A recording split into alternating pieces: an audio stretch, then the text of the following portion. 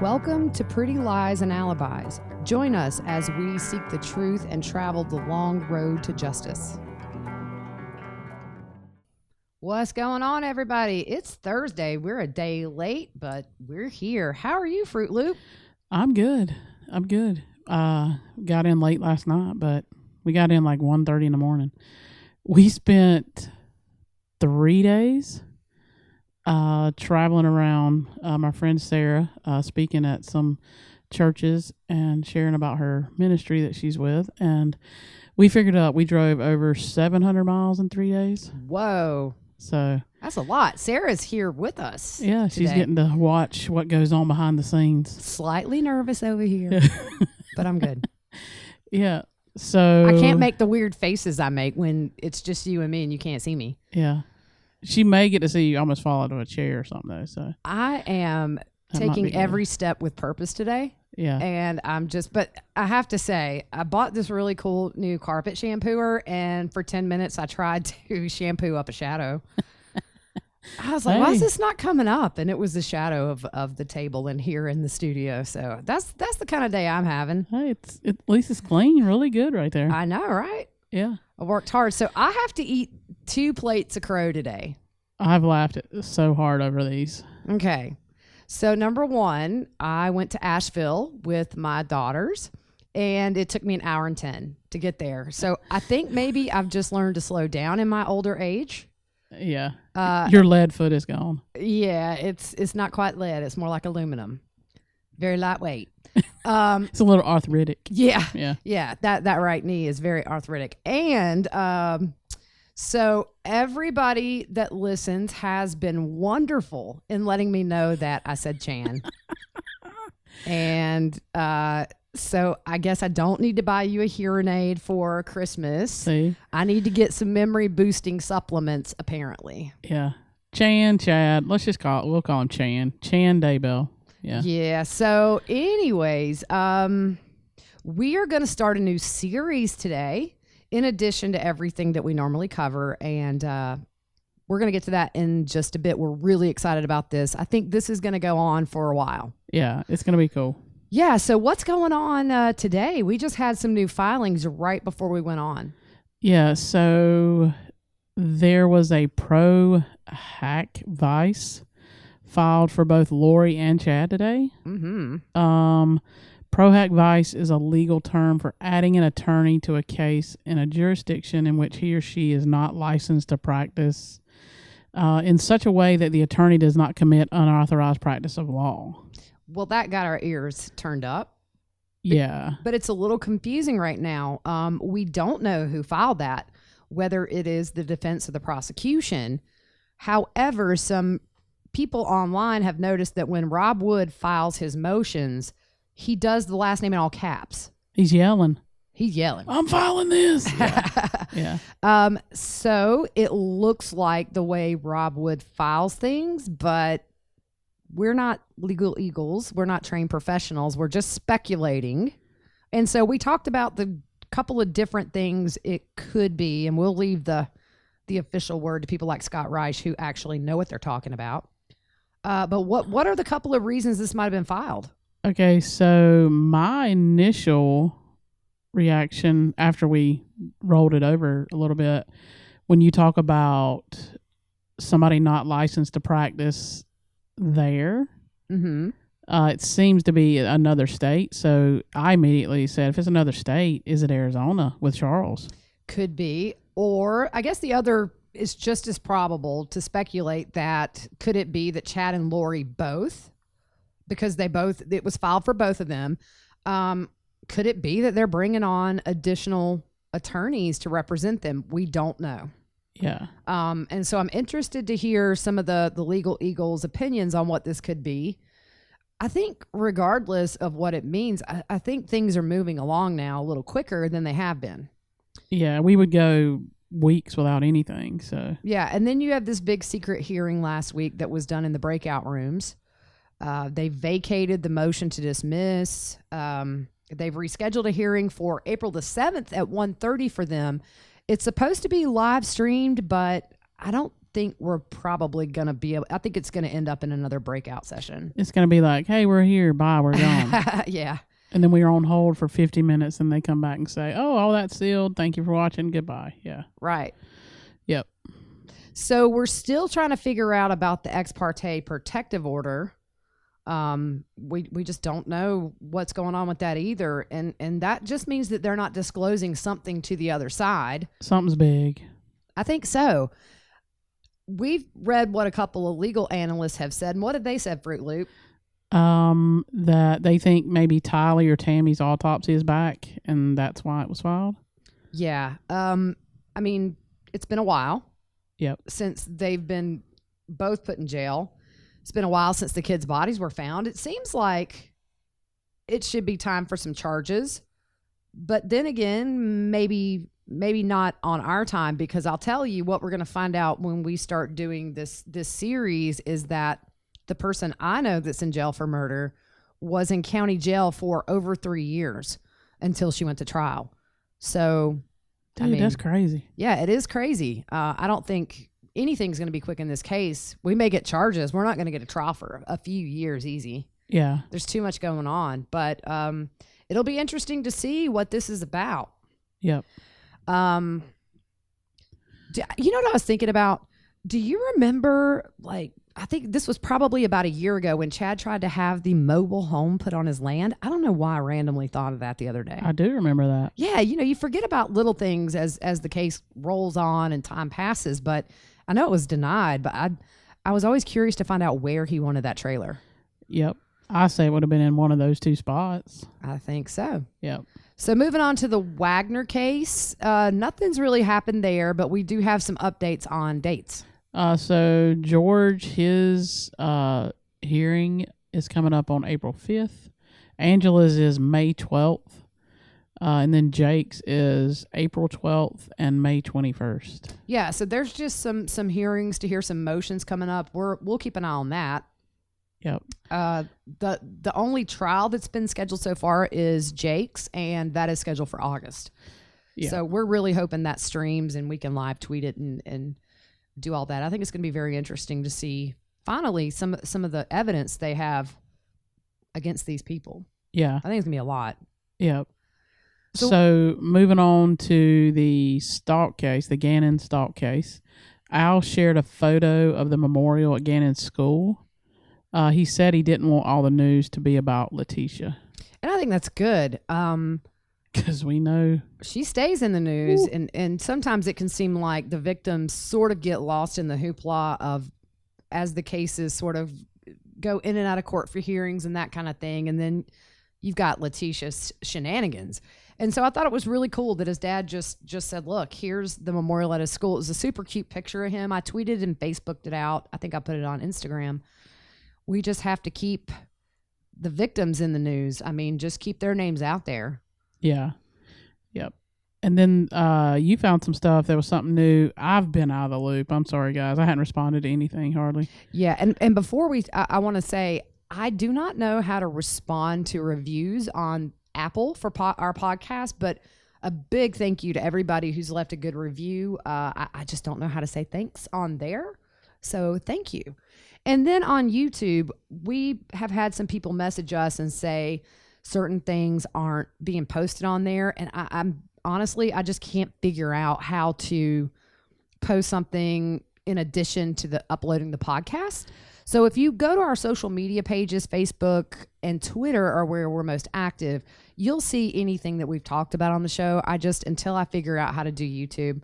The only thing you can do is put a link in the description below. I didn't even think of that. Yeah. The only reason why I know that is because when I watch something, it'll say, hey, I'm going to put the link in the description below. Yeah. And of course, it's the same person that tried to mop up what am I saying? Vacuum up. Not vacuum. Shampoo a shadow. Yeah. For 10 minutes today. So. Yeah, I'm worried about you trying to vacuum up a shadow. Yeah. What, you Peter Pan or something? You remember Peter Pan when, he's like his shadow, he's playing with his shadow or something? Yes, it's been a while since I've watched that. Well, I watched Hook, the movie Hook. Did you watch Kindergarten Cop this weekend? I did not. Did you? You were the one that had the homework to watch it. No, I watched I'm on a First 48 kick, and that show is just great. It's an hour of it. It's such an insight into the investigation process, crime scene, and how they track people down and that kind of thing. So I've been on a binge with that lately. Maybe Kindergarten Cop will be on tap tonight. Yeah, I think First 48 goes to Tucson a lot. They do. That's yeah. near Sarah's area out there in the desert of Arizona. Yeah. Yep. It's just a neat show. I love it. Yeah. All right. So Kendrick Johnson, we just started covering that last week.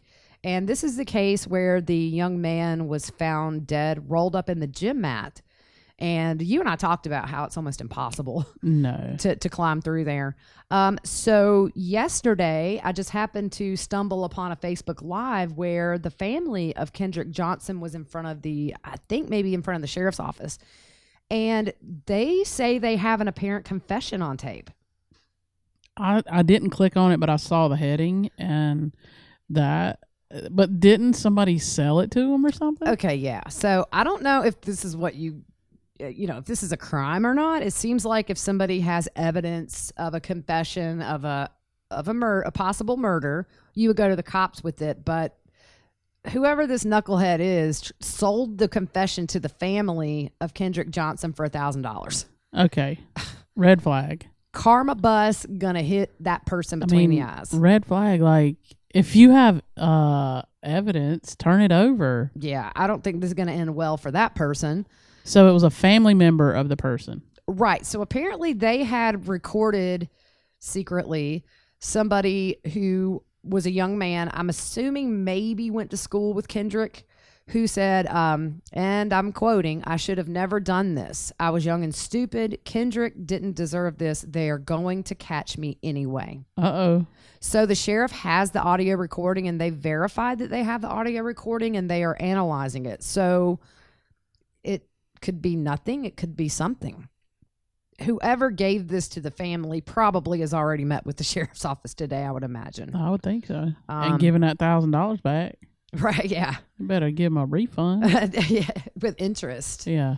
Oh, man. People are just selfish. Yeah, all for $1. Yep. So we are going to start something new. And if you don't follow us on social media, this is news to you guys. Okay, can I say we're not stopping any coverage of any case? No. This is just extra. Right. This gives us interesting content to share when things get really quiet. As you know, it happens.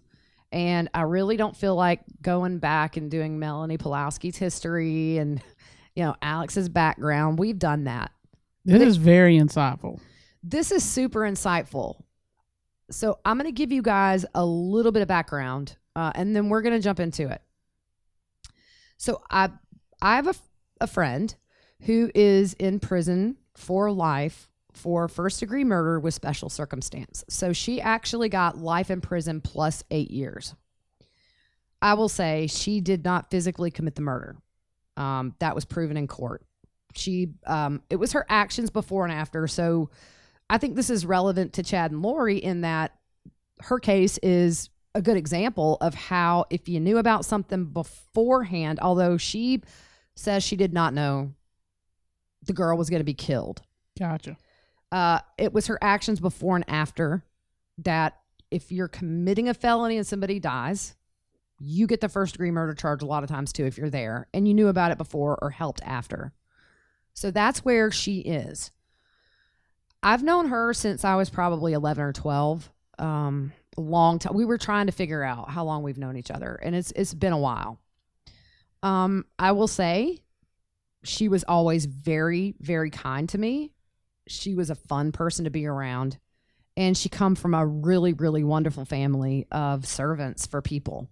These people have dedicated their life to taking care of people who need it. So years ago, right when she got arrested, this was before email. So she had to hand write me letters. And before she started writing me, I was browsing the internet one day. And after everybody graduated high school, we didn't go to school together. We just had common friends and that sort of thing.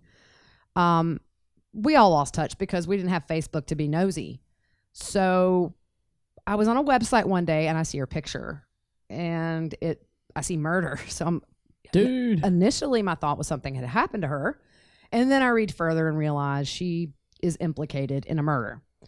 And so I was shocked, called a couple of people that knew her as well, and they knew what I knew, which was what was in the news. So probably 6 months after that, I got a letter from her, and we kept in touch, maybe 2-3 letters. And at the time I had really small kids, so I just didn't have time, to be honest, and didn't. Now you've got 3 big kids and still don't have time. I don't have time. Right? And add on a cat and 2 dogs and a partridge in a pear tree, and I'm lucky if I can blink. So it was a shock, I will say, because she has no criminal history prior to this. So it's a lot like Lori in that she was a middle-class woman with no prior history who is now, my friend is in jail for life. And of course, Lori is in, or she's in prison for life. And this girl. Well, she's in jail right now. Oh gosh, see, dude, my it's brain. Okay. Yeah. Thank it's you. Right. Thank you. I mean, we're hoping for life, but. Yes. And I think we'll get there. Yeah. So we lost touch over the years. She had her trial, was found guilty, and was sentenced. So about 2 weeks ago, I guess, was it about 2.5 weeks ago, I get a letter from her in the mailbox, and it says, I'm not sure if this is still your address. And it's really long and detailed about where she's at now, what's going on. And so at first I didn't know if I wanted to respond. And I kind of thought about it for a minute. And at first I wasn't, because with what we do, we are 100% victims advocates. Yeah. But at the same time, we shared a lot of really fun times together when we were kids, and I decided to. So I signed up for JPay, which you guys have heard of, talking about Lori and Chad and everybody else that we cover. And that is a service you go through to email people who are incarcerated. So I created the account and put stamps in my account. You have to buy stamps. Every email that you send costs money. And you can do a prepaid response for the person that you're writing to where they don't have to pay out of their pocket or whatever. So we got to thinking, Fruit Loop and I were just thinking about what could we do with her permission that would add to this podcast and educate at the same time too. Yeah, give some inside information. And I will say I've gotten about 70 emails full of insider information. Yeah, what I've read is it's good stuff. Yeah. So essentially she is walking me through from arrest, county jail, trial, all the delays, prison, and then adapting to life in prison. Yep. So she has written throughout her years of being incarcerated, and she saves them on her tablet or on a cloud or whatever. Now, these tablets, as far as where she is, you can only email, listen to music, and pull up like an Amazon Kindle. They can't browse. So read books. Right. They can't browse the internet freely. You're not supposed to have social media or anything like that. So it's very basic. I wonder if that's how Lori's reading Chad's books. It could be. Dude, we need to get that petition back up, get them books off there. Oh, yeah, that's right. I wonder if they're still on. I haven't checked. I ain't either. Yeah. So what we want to do is, we're not really putting an episode limit or a time limit on this. We're just going to make this a regular thing because she has a lot to say. And we may switch back. We may get to the point to where we're talking about life in prison and then jump back to jail, because she has hundreds of letters that a family member who lives close by has from all of her time in county jail to the first few years in prison. And she said that really is a better representation than what her memory can remember at this point. Sure. So we're going to get those hopefully pretty soon, but I think it's just going to be a big deal for us. Yeah. And I just looked, you can still get his books on Kindle and paperback. Ugh. Blah. Do you want to read some more of his books? No, you made me read that one. That was enough. That was like torture. It was like, when you go to Disney World and you got that little thing you hang your head in, your arms in. Yeah, that's what I felt like. What they call it, like the guillotine? Is it the guillotine? No, guillotine thing. Guillotine, it cuts your head off, I think. Oh. That's that thing that way back when they dropped in, like when you did something bad. No, that's not. That's like, I don't even know what it's called. If Sarah was mic'd up over here, we could ask her. She's a walking encyclopedia. She could tell you. So yeah, no, that's what I felt like reading that thing. Yeah. Yeah. So we just thought that, especially a lot of people wonder what the thought process or the experience might be right now for Chad and Lori. And then we look down the road, and we've always heard that jail is much different than prison. And now I know this to be true reading all of these different writings. Yeah. So she has a quote that she had written for a website that works with prisoners who enjoy creative writing. And I think this is kind of a good representation, maybe, of what it's like. She says, prison is a society outside of society. There are criminals and convicts. Most of the prisoners are just convicts, but there is a large portion of the population that is criminals. Criminals are those who hold on to their criminal behavior and have no intentions of changing. Convicts are those who happen to be convicted of a crime. Criminals are the ones who challenge staff, rules, security, and safety of the facility.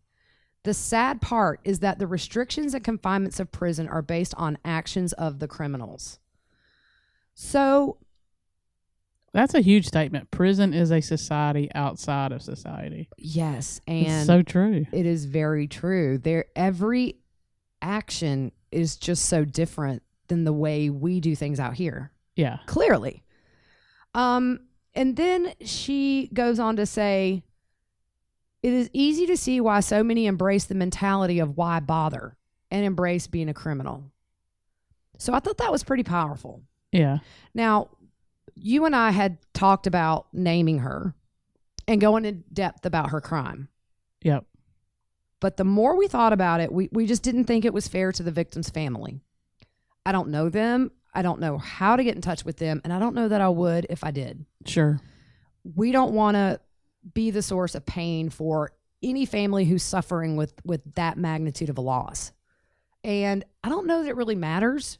She's got life in prison.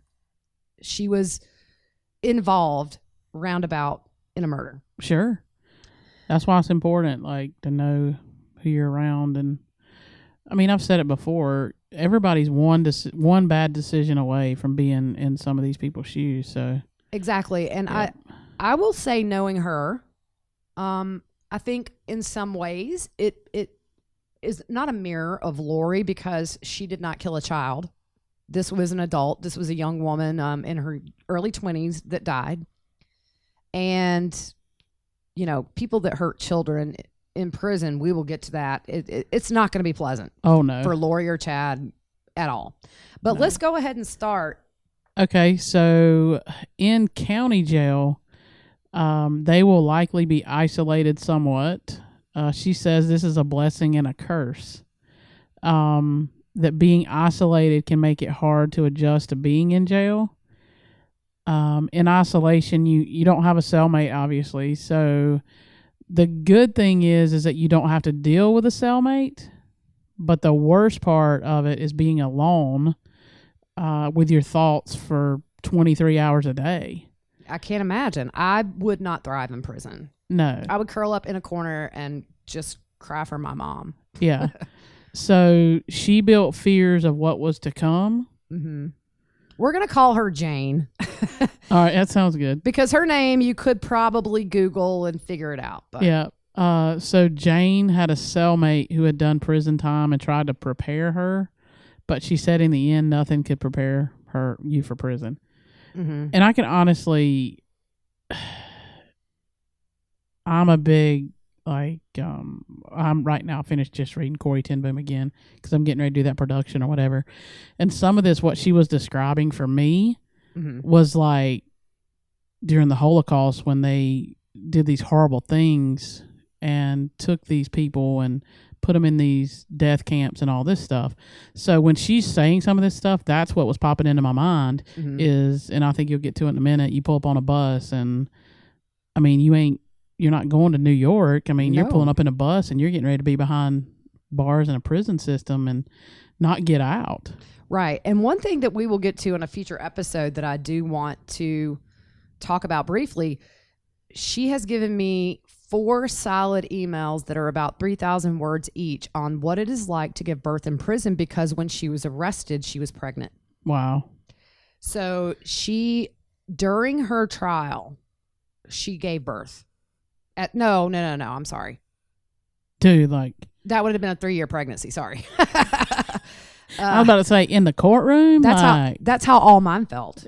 I thought he was like she just gave birth in the courtroom. I'm sorry. Yeah. She gave birth. I don't know how pregnant she was when she was arrested, but ultimately, that is heartbreaking. Oh yeah. And the one thing too that I wanted to say really quick is, I started the point earlier, but my little ADD brain. I've kind of struggled with how to approach my friendship with her. I don't want to say that we're friends. Right now we're pen pals, and I think that she feels she's found somebody she can talk to, and it's beneficial for our podcast. Yeah. But I do care for her. I've known her since I was a kid. I never had any negative interactions with her. This is the only thing, it's a big thing, but no prior record. And I can say when Kay and Larry and Colby and everybody says we never saw it coming, I feel the same way about my friend. Sure. Out of anybody I knew, I probably would have put her at the very bottom of the list, but I do think that she got in with the wrong person. Yeah. Who made her feel important and made her feel loved and all the things. I mean, she come from a great family. There was no lack there, and she'll tell you she had a wonderful childhood. Yeah. But I don't want people to I don't want to lie and say that I hate her. Yeah. Well, you can't turn feelings off like that. No. Like she is still a human being, and I'm not built that way. So I'm not going to apologize for saying that sometimes I do feel bad for her. Sure. But I still understand the gravity of what she did and how it changed so many lives. Yeah. Forever. So there. So she goes on to say that once you're arrested, you relive your whole life. Like every thought is a rethought, and you think about every what if. Yeah. I mean, what else are you going to do? There's nothing more to do, because even with her they do have TVs in their cell. For real? They have small TVs. They are able to get some cable. It's I don't think they get movie channels. So for her, she likes to watch kind of the do-it-yourself channel, or people that do tiny houses or whatever. She says she lays in her cell and imagines how she would do the cell if she could make it into a tiny house, that kind of thing. I hope they don't show the Andy Griffith episode where Barney gives them a metal filing kit to learn to make a craft, and you make a pass key and get out. Yeah. I'm going to tell you some of the little tips and tricks that she has told me about makeup and cooking in your cell. It'll blow your mind, and that's going to be part of all this eventually. Yeah. But can you imagine knowing that you're in custody? Okay, so you were involved in something where somebody lost their life, and then it has to be really hard to know that all of a sudden the rest of your life may be pretty much where you are now. Yeah. Behind bars. And so I can't imagine, first of all, I can't imagine hurting anybody, but I can't imagine if I were to have to go to jail, the what ifs. I mean, what if I just had not done that one bad choice and life plus 8? Yeah. Well, you go through every stage of grief. Yeah. That's what she's saying. Denial, anger. Right. You have what do you call it? One's like denial, anger, and then you have like acceptance, all those. And I can see, because it's almost like the death of her. I mean, and that's the 5 stages of grief when there is a death. Okay. I'm going to say, if I couldn't be locked up in there. No. Like I'd go crazy. Yes. I can't. Yeah.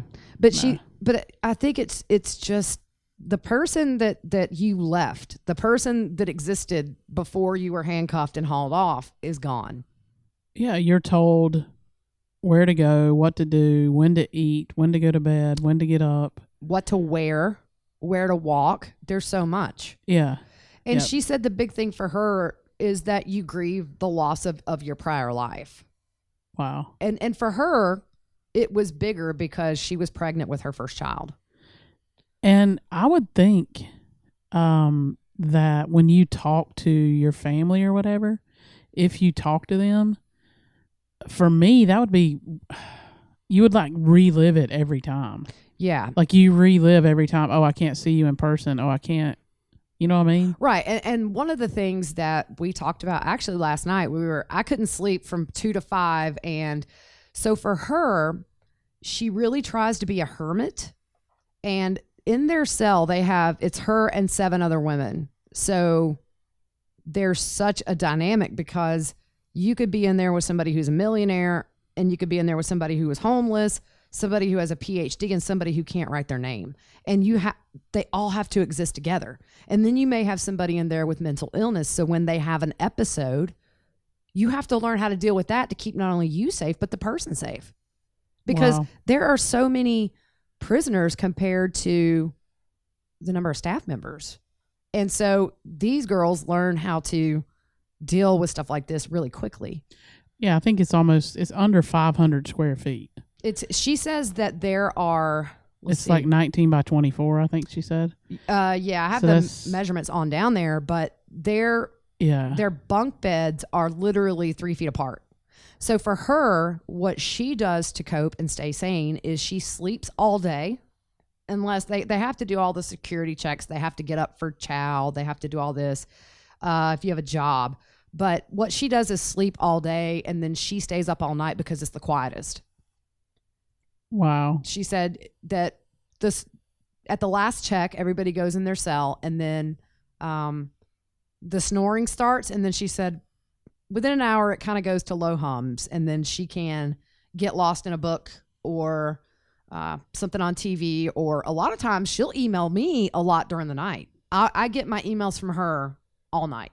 Wow. So she stays asleep just because she is in the appeal process right now. And the last thing that I read, the California Supreme Court had denied her petition for a new trial or some stuff. She does have something coming up in April where she is asking for a resentencing hearing to see if there's a way she could possibly get a parole option. But so far, the courts have denied her everything. Yep. And we respect the court's decision. She Yeah. was convicted in a court of law, and in spite of the fact she's my friend, I mean, they saw the case, they saw the evidence. So. And I've read a lot of the case and a lot of the evidence, and it like I say, she didn't commit the murder, but before and after, when you're involved, I've used this in the last couple of weeks with my kids, because I've said to them, who you hang out with. I know I sound like a broken record, but this is proof. If you get in with the wrong people and they get in your head and they convince you to do something that normally you wouldn't do, but you do, look at her now. Yeah. I think this gives a little insight, because we all worry, is Chad going to get off, whatever. This gives a little insight into she actually didn't commit the murder, but she was there prior and after. So didn't even really plan, just arranged for a meeting. Yeah. And then afterwards possibly got rid of some evidence, but never was accused of actually murdering her. Yeah. So it's a big lesson. Yeah, most definitely. She says that most who are arrested for big crimes know that statistically you will be convicted. Mm-hmm. That lawyers, for the most part, are not optimistic. Right. So once arrested, proving your innocence at trial is very slim. Mm-hmm. That after conviction and sentencing, she said a numbness sets in. Everyone she's talked to experienced the same thing. You get to a point where you just want to get it all over with. Yeah, and I don't think that she ever, from the way she talks to me, I don't think she ever thought she would get off or that she would be found innocent. But if you think about it, you're waiting over 3 years for trial and all the delays that come with it and all the motions.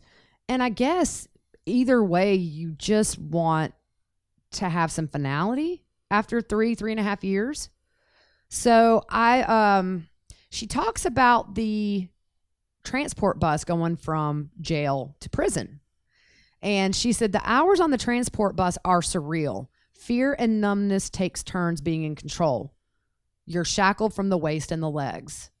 And once you arrive and the bus door opens, your shackles are removed and you're placed in a group holding cell where she was strip searched in a room full of other women who were coming in that day. And the conversation is just very generic. What are you in for? How long do you have? And also talking about gang affiliations. Yeah, because when you go in, I know you have to put all that in. Mm-hmm. They check for tattoos that would identify gang affiliations. But people, according to her, people are very proud to establish themselves as part of this gang or that gang. Where she is, there is a north and south gang. So you kind of say, well, I'm from the north this gang or I'm from the south this gang. And that becomes your group in prison.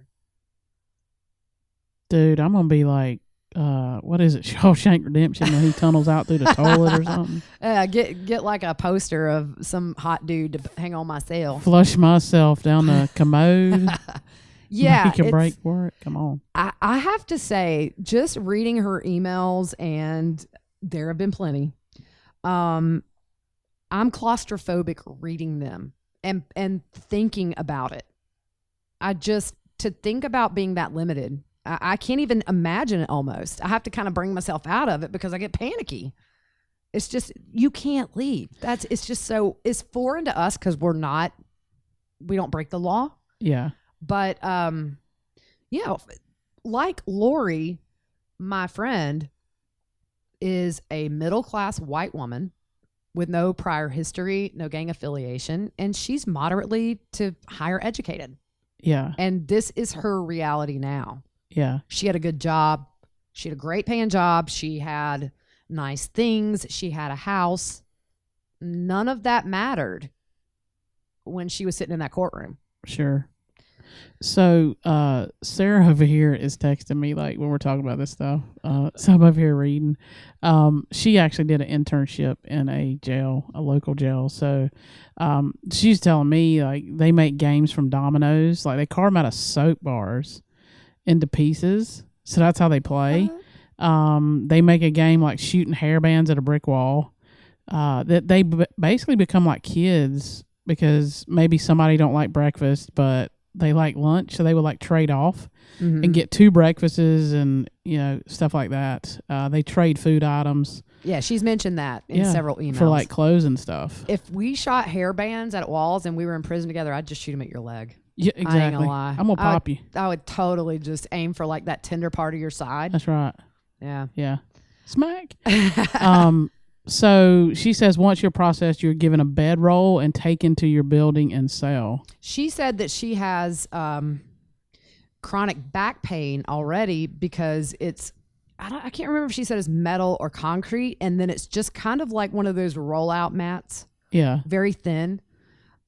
She said a lot of women there have issues with nerves and bone pain because, I mean, it's not a 5-star hotel, obviously. So hey, wasn't there a rumor when Lori first went to, she's in Madison, right? Yeah. When she went to Madison, wasn't there a rumor like she got an extra mattress brought in or something? I think I remember reading that. So that's probably why, because it's. Yeah, it's. She said it's just kind of like a military cot. Yeah. Very thin, and so I was asking her about women and men in prison who are there for crimes against children. And she said that staff typically will tell you to lie and not admit why you're in there. But she said the minute that somebody's suspicious, they just have somebody on the outside look you up. And then when they find out you've lied, it backfires majorly.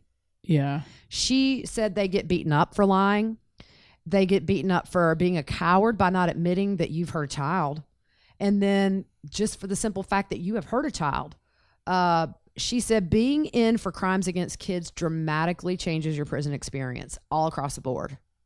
Wow. So it's going to be I'm sorry, but I'm glad. Like, yes, I agree. I mean, you're taking a kid's life. And I mean, murder in general is horrible. Of course. Like any murder is horrible. Yes. But we look at children a little bit differently because they got their whole life ahead of them, and they're helpless. 100% of the time, they don't deserve what they get. So I was about to break out you know how good we are in math, like the 99.9999999. But 100%, 200%, kids don't deserve to be treated or done this way. And I'm sorry. I'm glad that their prison term is not roses and whatever. So, I agree 100%. Because that kids are helpless and they look for adults for protection and not to hurt them. And so, yeah, I agree with you. I have no sympathy for child molesters or child murderers. I don't. And anyway. So in the event the attacks become life-threatening, they can be moved to isolation. Yeah, and she gave me an example.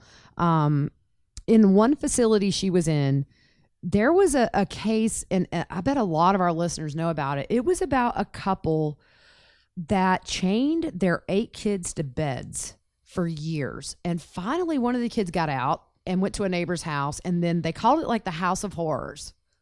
These kids were malnourished. There were a bunch of them, from young adult down to toddler.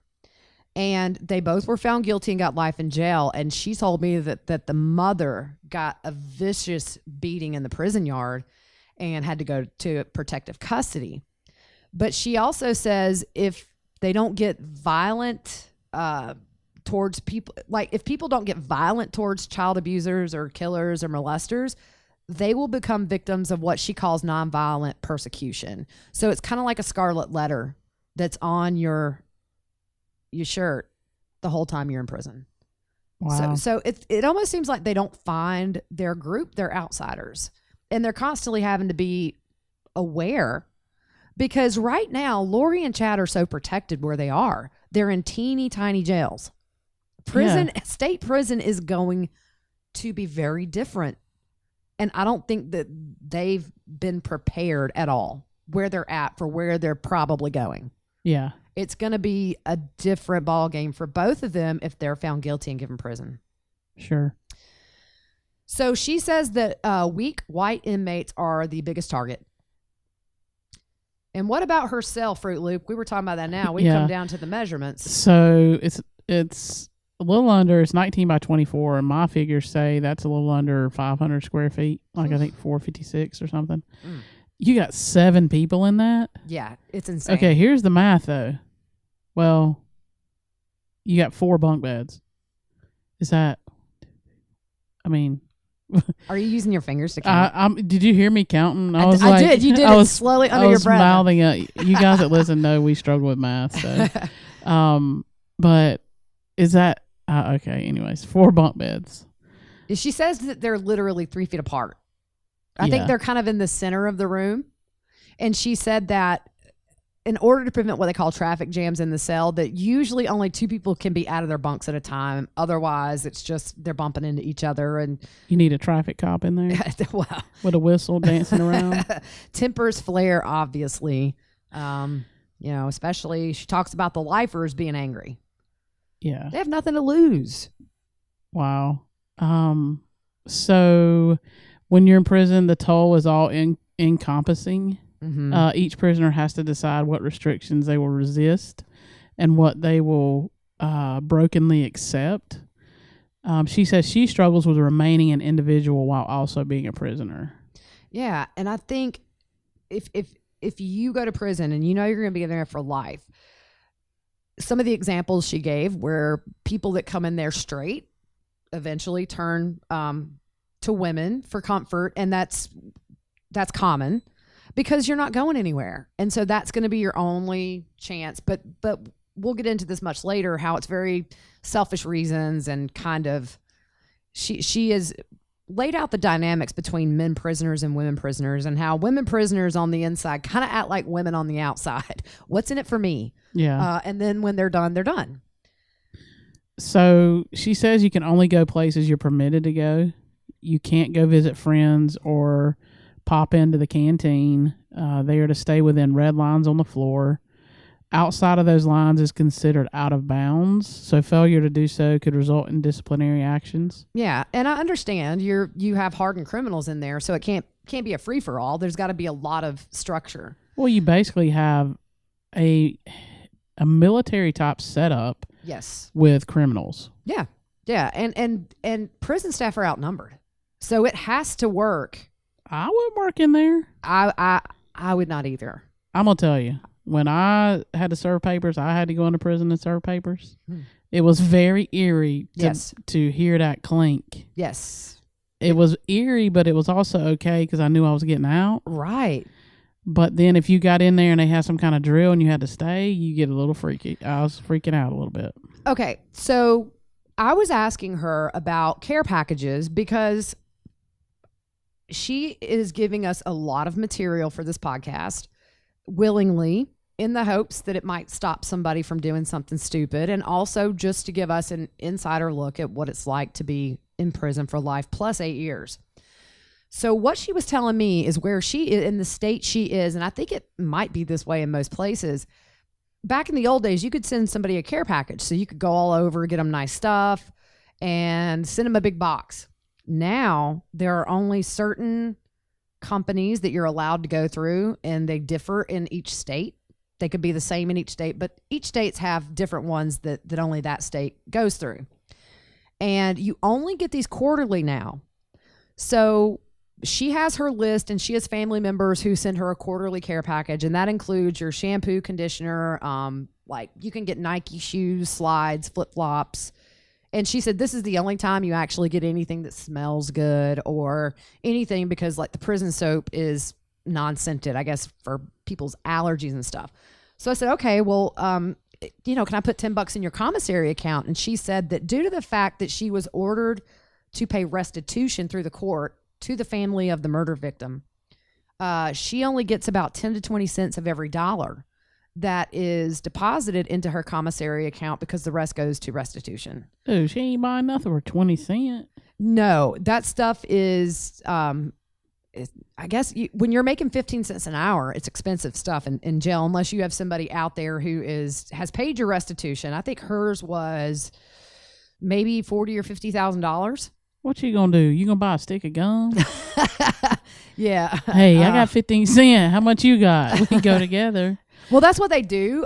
Sometimes they go in together and buy commissary stuff. So somebody who may not have restitution to pay might get her things in exchange for stuff she gets out of, there's a whole economy in prison.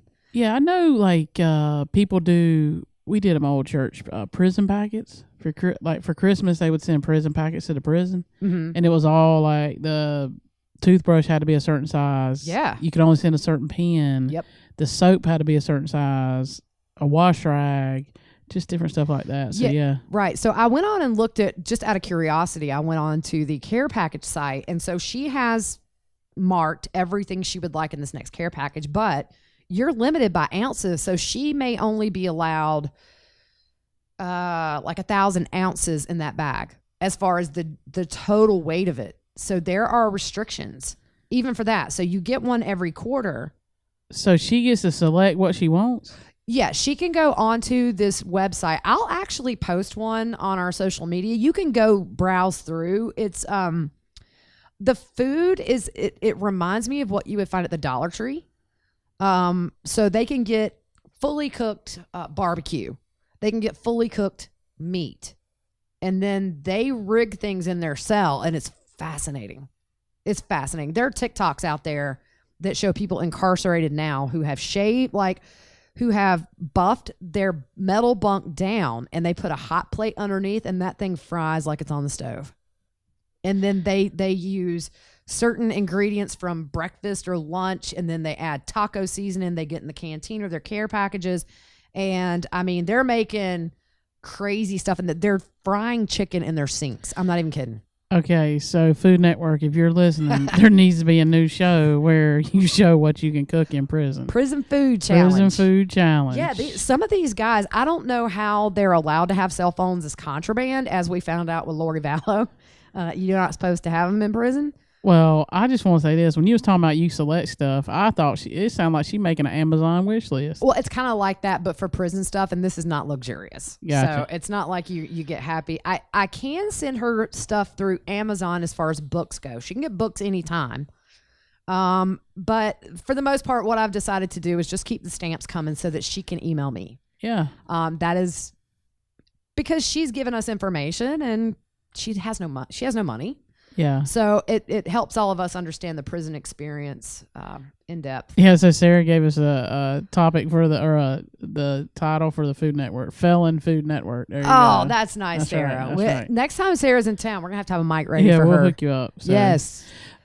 So she goes on to say we were talking about being in certain areas. So she gives an example of a friend of hers who dropped off some soup for a sick friend in another cell. And she was caught and lost her day room privileges for 30 days, which that's where the phones are located. So she couldn't call out for 30 days. Right. And then she was telling me that when one of their roommates, a pod near them, one of the roommates died of cancer in her cell.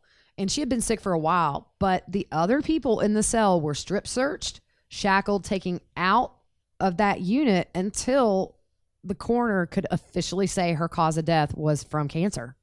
So even though the woman was dying and it was expected, until that coroner come in there and verified that it was a natural death, they were removed in case it was not a natural death. And she said it was just very odd that these women who had nursed this woman and held her in their arms as she died was then treated as if maybe they had something to do with it. Wow. There are people in there who have been in there for 30, 40 years. Some of these people went in the 70s and 80s. Yeah. So you have elderly people in jail. That'd be weird to see. Yeah, it would, but if you think about it, somebody like that, they've lived more of their life in prison than they ever did free. Yep. That's all they know. And that was part of the Shawshank Redemption. Do you remember Red? Yeah. Remember the older guy that went out and he went in the library, right? Yeah. Wasn't he pushing a car to the library or something? Yeah, he was the guy that had the little bird, I think. Yeah. Wasn't he taking care of the bird? And then he couldn't so. handle life. He almost got hit by a car going across the street because when he went in, there weren't cars. Yeah. And so she was talking about how some of these women who have been in 30, 40 years, they don't know what email is. They don't know what a cell phone is. They have no clue about any tech, things like that. So she says you have to be really careful talking to these older women who have been in there for a long time, because if you're talking about current things, it's lost, and then the person gets frustrated and they feel like they're out of the loop. And she says that can cause an outburst. Yeah. So we talked a little bit about being in their bunks, and she says it works best when two people are out. Dude, that'd be crazy. Okay, it's my time to be out of bunk. You got to get in your bunk.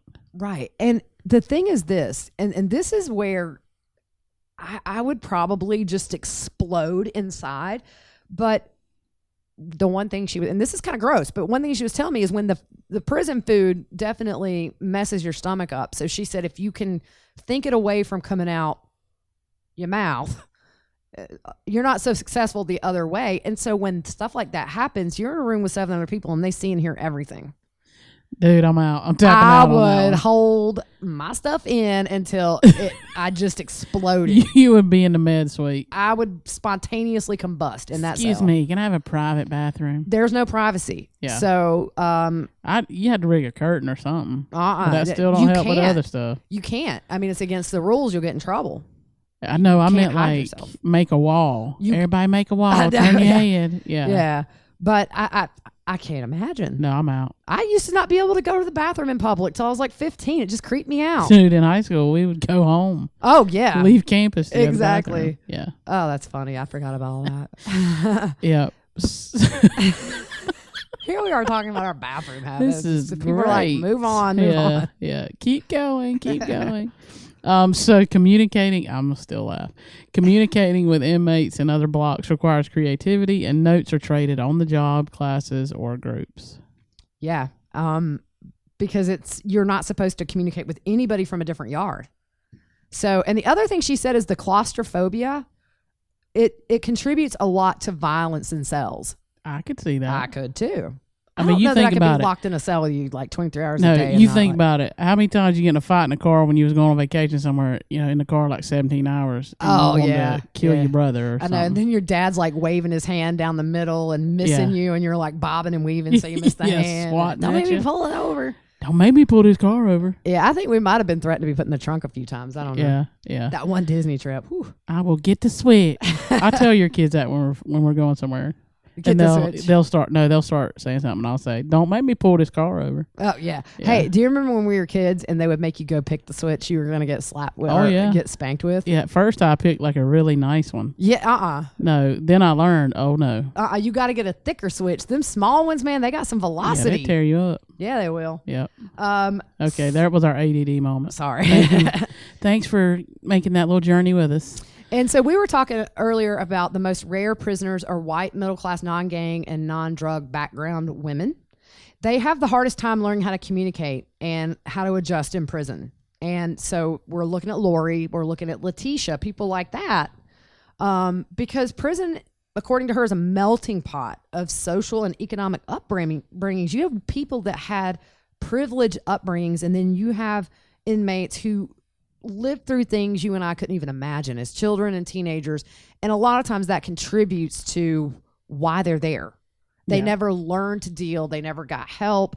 Not excusing crime, but a lot of these women seem very broken. And a lot of it goes back to abuse in childhood, abuse in teen years, or abuse of spouse. It seems to be contagious. Yep. That some of these women cannot break free of those things in their childhood and early adulthood. Vicious cycle. Yeah. I mean, you and I are so lucky. I mean, my childhood was perfect. I'm blessed with how I was raised. And you and I both. I mean, I couldn't have handpicked better parents, grandparents, brother, aunts, uncles. I mean, it's been a fairy tale for me. And then it's just hard to imagine that what we lived, so many people, I mean, children now all the way to people on death row have lived something completely opposite than what we have. Sure. And we have we can't understand the thought process of some of these people because we haven't even begun to live through a quarter of what they have. Yeah. And that was what she said, is that what you find with a lot of these people is just a broken childhood beyond. Yeah. Yep. I mean, I'm very blessed with how I was brought up. I mean, the discipline part of it could have been a little bit different. I got it easier because I was the only girl. Dude, I was the only girl. No. But my dad didn't discipline as far as spanking me or my brother. Yeah, I got very few. Dude, my mom, she's disciplinarian. She'd tear you up. I could see your dad not being the spanker and your mom being the spanker. Oh yeah, my brother one time when he was a kid, he was acting out somewhere. My mom said, "When I get you home, I'm gonna whoop you. You're in the South, so you're gonna get a whooping." And he got out the car, took off running through the woods. Oh no, that's so funny. So he got like double whooping. Oh yeah, when you run or put your hand back there. Yeah. And then it, like that knuckle gets it, you won't do that twice. Yeah, it's like the spin whoop. You remember that? Like you would dodge it so you'd stay and go in a circle. It's like do-si-doing. Yeah. Swing your partner round and round. Yeah. Yeah. And it just made the parents madder. Oh yeah. Yeah, it was worse. It was my brother, he would just take it. Yeah. No. I don't spank my kid. I'm bobbing and weaving. Oh yeah. I was like Muhammad Ali up there. Yep. Float like a butterfly. And that belt stung like a bee. Sting like a bee, that's right. No, yeah. I've not spanked my kids, and thank goodness they're awesome and really well behaved. I was about to just throw funny in there and say, I know. No, I'm just kidding. No. So how many minutes we've been doing this, Fruit Loop? We're right at an hour. We'd probably be a good place to stop. This is a really good place to stop, guys. We haven't even begun to scratch the surface with this. I'm going to tell you, after just what we've covered today, Lori, y'all, she's going to have it rough. She is going to have it rough. Her little chameleon, where she tries to fit in everywhere she goes, it's not going to work. No, it's going to run out. She also said that people that are in for very notorious cases, as you know, also the woman that we talked about that got beaten in the prison yard, the more media popular your case was, the more of a target you are too. So Lori's got a double whammy. Lori and Chad both have a double whammy going in. Their case is worldwide and kids are dead. So she's not gonna have a little cupcake time like she does here in this tiny prison. She's eating this gourmet prison food. And my friend says most days you don't even know what you're getting. It's just, it's not identifiable. But eventually she's going to have to be in a pod with 7 other women potentially, and they're going to know what she did. So, yeah, it's been eye opening for me. So I'm just saying she gonna struggle. She is gonna struggle. Yeah. So we think that just with what she has sent me so far, we have enough for a few months easily every episode to do a little bit. Now we might not always. I think it's gonna depend. It's gonna depend because I'm gonna tell you 2 things that I'm gonna bet the farm on. I think charges are coming sooner than later.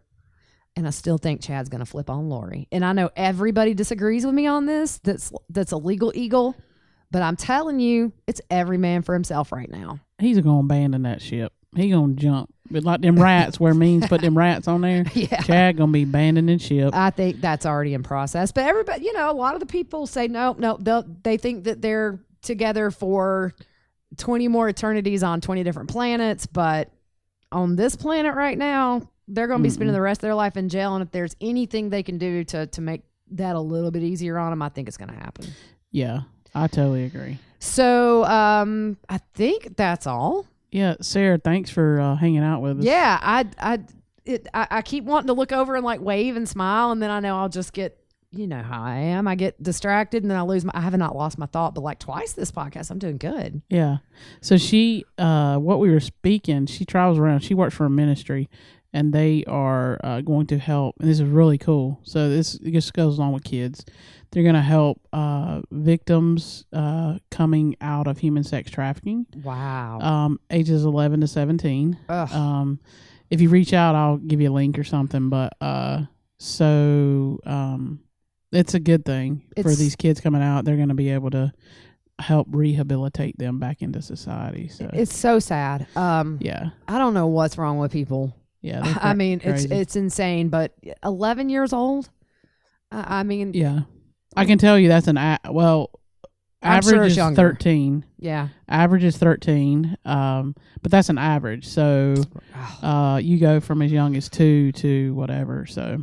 Yeah, we're... Messed up, dude. We will tweet out the link. Yeah. Because, anything like this is close to our hearts, and Sarah has dedicated a lot of her life to helping these victims, and it's just the most delicate work you can do, but it's just so important. Yeah, it's a calling for her, definitely, because that's stressful stuff. That is, I don't know that I could be around child victims of that.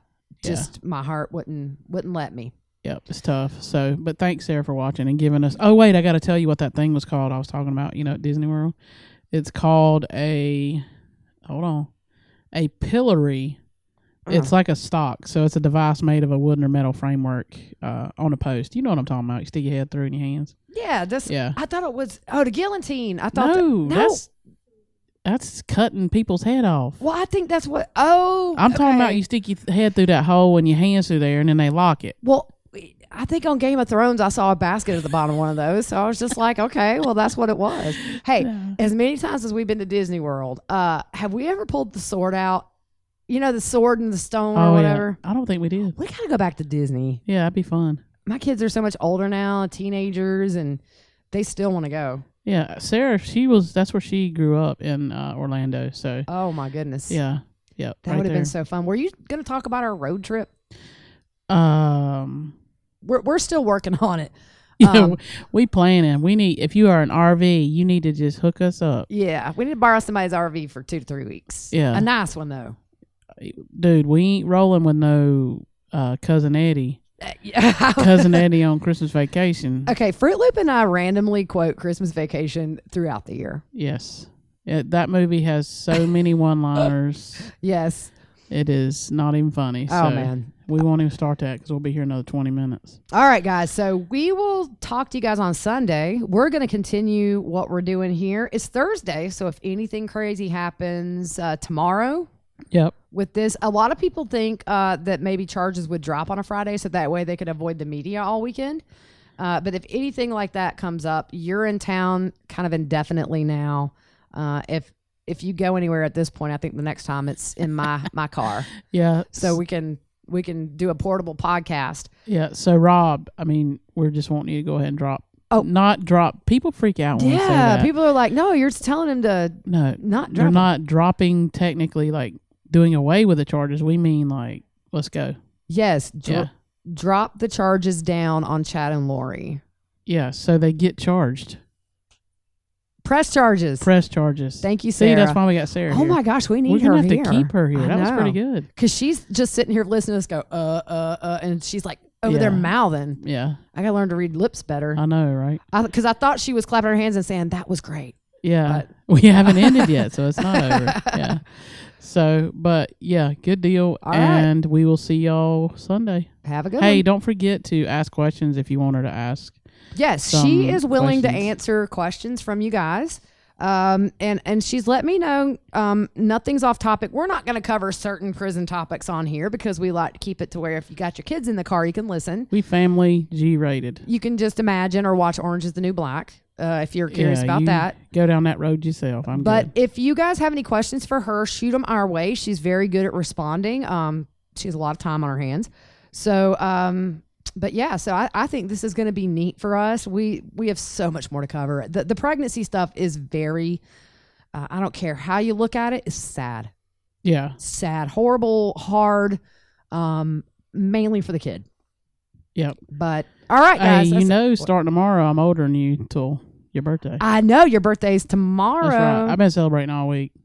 I've been celebrating since last week. You know what cracks me up is when women our age put on Facebook, it's my birthday month. I got a day. No, I'm just doing the week. Yeah. Okay. So, Yeah. See, we went out and ate last week, and now it's tomorrow. did I give you your gift? Yeah, you did. Okay, I was just making sure because I didn't get a card, so I verbally gave you a card Yeah. and made it up on the spot, and it was very Hallmark worthy. Yeah.